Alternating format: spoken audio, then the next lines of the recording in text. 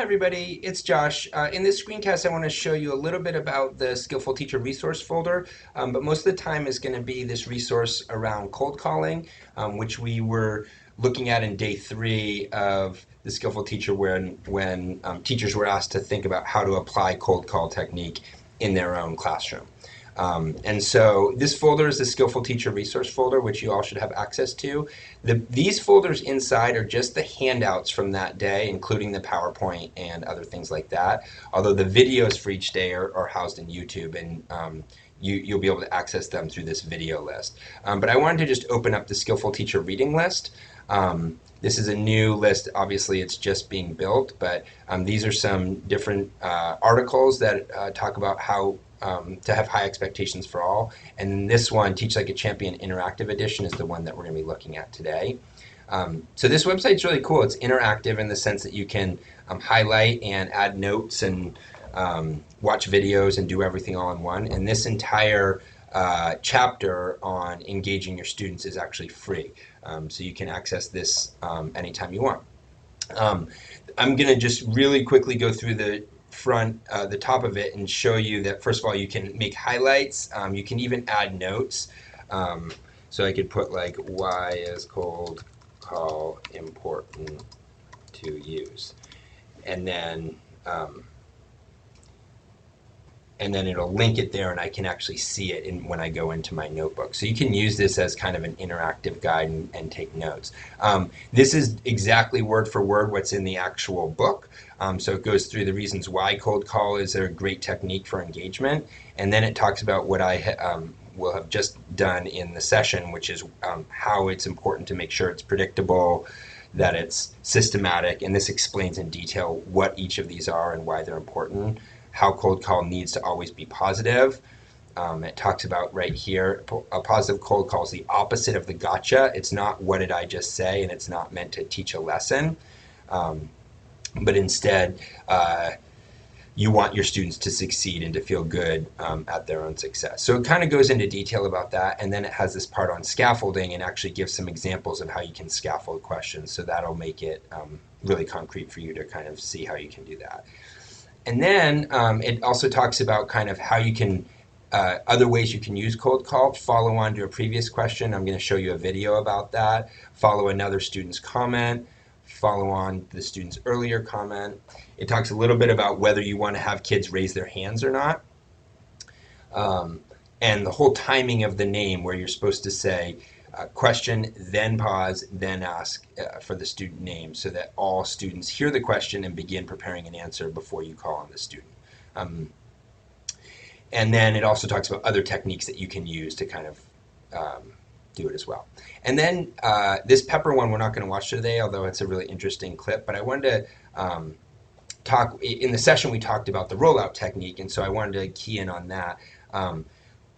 Cold call should not be stressful, but your students might think it is, and so therefore before you do cold call you need to explain to them why you do it, and Colleen Driggs does so in 1 minute 19 seconds. So we're going to watch this clip so you can get an idea of what she's talking about.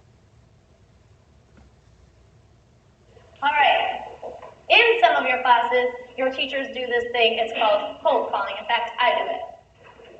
It's when you don't raise your hand and a teacher, William, calls on you just to see, and it's not like a gotcha, it's really just a way to do a quick review. I don't call it cold calling though, I call it hot calling. Because you get a chance to shine and to show that you are on fire. So almost every day when we're talking about genre, we're going to do hot calling. It's a great way to review all of these definitions and terms that we've learned. Here's the hardest part about hot calling. You gotta keep your hands down. Your hands are folded. I will call on a person. When I call on that person, you track just like you normally do, and then you track me when you hear my voice again. Nod if you understand. Nod if you are ready for hot calling. Beautiful. Keep your hands down. Shave your hand. I'm going to come back to inconsiderate and absent-minded at the end. If you're on perch, you track forward like normal. Please don't fall out. Slam.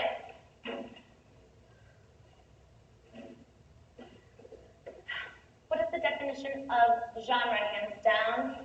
Robert, what is the definition of genre? So that was cold call. How do I close this?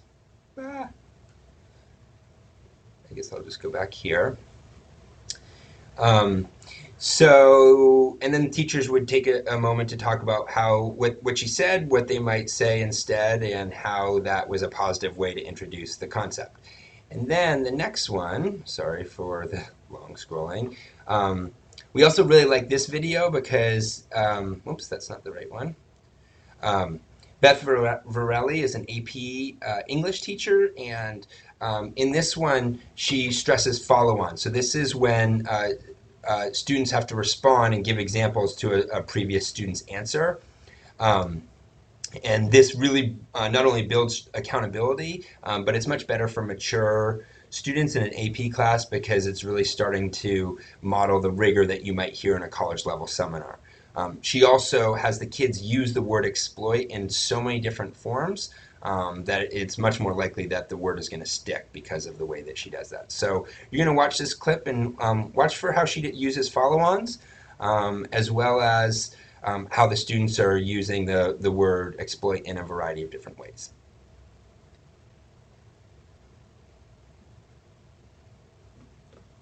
Who exploited? Name me someone who exploited something in Macbeth. John, who exploited something?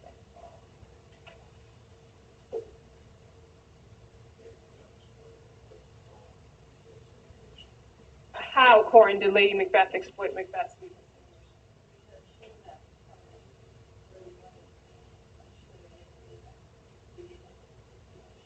Okay, excellent. That works for exploit. One other person who exploited something, Janetta. Macbeth exploited Duncan's trust. How, Sarah?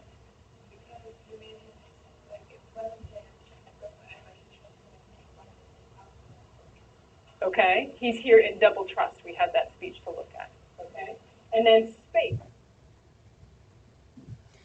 So again, that was obviously a really, really quick video, but shows how she had each student, they had to be listening to the other students because they knew that she was going to call on somebody to explain what the person said or to add to it or something like that.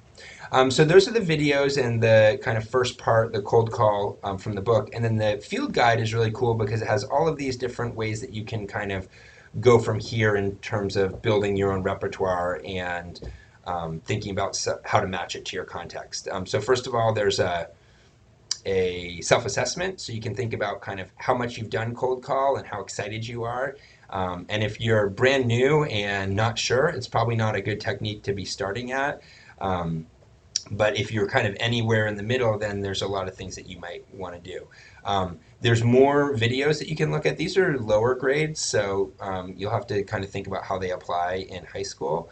Um, and then it talks a little bit about expanding your skills. And so um, you could audio record yourself and listen to it. And then it has, again, you can fill in answers to these questions. So these are a bunch of questions that you should be asking and as you're listening to your own a video or an audio tape of yourself doing cold call, or if you have a friend that's going to observe you, they could maybe peer assess you in this way. Then as you go down, it talks about other techniques, and all of these are linked to other techniques. Most of them you can't necessarily access right away because you haven't bought the interactive guide, but some of them you can because they're in the same chapter. Um, this is a whole thing about whether to have hands up and hands down, and then it asks you to kind of think about which one is better. So I think that's cool. And I really love this part. It talks about timing the name and the different effects of different timing. So if you call on the student first, you allow the student to prepare. But other students, or maybe for students with slow processing, that might help. But it does let other students off the hook as soon as they hear the name, they know they're not going to be called on. Then there's the name with the pause. Um, there's the ask the question, but don't pause and say the name. And then for the best general effect, you ask the question, then you pause, then you say the name, because all the students begin to answer the question in their head. And therefore, you're going to have more mental engagement from everybody. There's also the pre-call, which I know a lot of teachers really like to do. They tell the student ahead of time, later today, I'm going to call on you about this or something like that. It goes into more detail on the follow-on, so how you can follow on. And then it gives a script where you actually get to try to practice what you would ask and how the student would answer. So if you don't want to necessarily jump right into doing it in your classroom, this might be a good way to think about it. Gives a few chances to do that. talks about how important it is to know your students' names. This is again about the scaffolding part. So we saw this in the earlier one as well. Um, and then there's some analysis down here that you could kind of see how could this teacher have done this better. For instance, do you know the answer, Sarah? That would be the negative kind because the student is staring out the window. So you can answer a bunch of those. And then it gets into some of the troubleshooting. Hope this isn't making you dizzy as I scroll down here. Oh, there's the draft of the rollout speech. How to add rigor. It goes on and on. I wanted to show at the bottom, maybe I'll just click here, the troubleshooting. So these are some problems that people might have, possible challenges and possible solutions. So that might also help you. And then at the very end, there's some more videos. So this is a really great resource.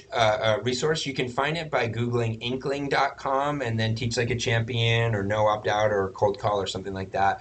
Or there's also the link that you can find in the extended reading list. So hopefully that's helpful and look forward to hearing how it all goes.